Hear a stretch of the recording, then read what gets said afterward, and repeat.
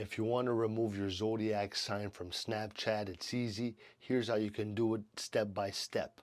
First, open the Snapchat app on your phone, tap on your profile picture in the top left corner and go to your profile. Next, look for the gear icon in the top right corner.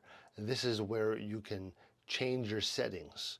Scroll down until you see birthday. Tap on it. Here you can change your birthday.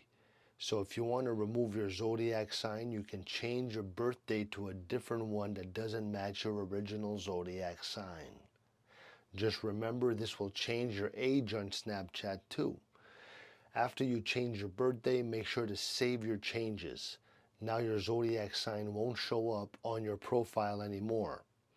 If you don't want to change your birthday, you can also ignore the zodiac sign. Just focus on sharing fun snaps and chatting with your friends instead. Remember, it's all about enjoying the app and having fun with your friends, so whether or not your zodiac sign is visible, what does it matter? All right, I hope this helped. Let me know in the comments. All right, ciao.